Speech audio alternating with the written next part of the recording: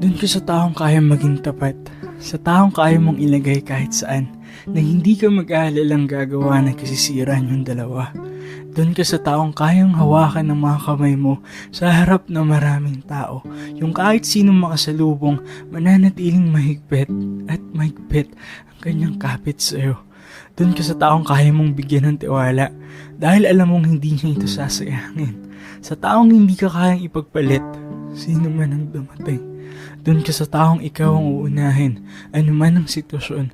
Sa taong kayang iparamdam sa'yo na tanging ikaw lang. At ikaw lang talaga.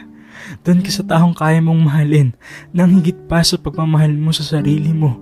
Dahil alam mo at ramdam mong patuloy ka niyang mamahalin, anuman ang mangyari. Doon ka sa may pangarap. Doon ka sa taong may gustong marating. Sa taong gustong isama ka sa mga pangarap niya. At ikaw ang gusto niyang kasamang maabot ang lahat ng yun.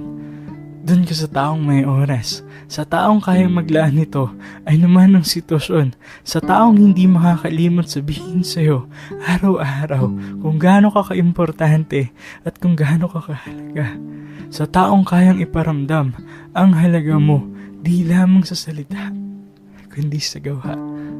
Doon ka sa taong di ka pababayaang sirain ang buhay mo. Sa taong magpapakita sa iyo na may pag-asa, may rason ngumiti at may rason para mabuhay.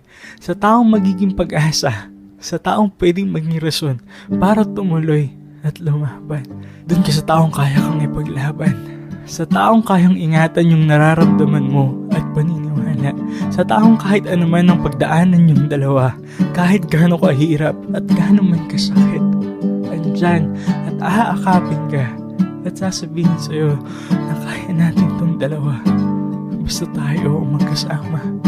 Doon ka sa taong mahal mo. Sa taong mahal ka. Sa taong may tiwala ka at may tiwala sa'yo.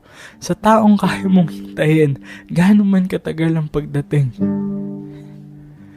Di bali nang maghintay ng matagal at umasa na may darating.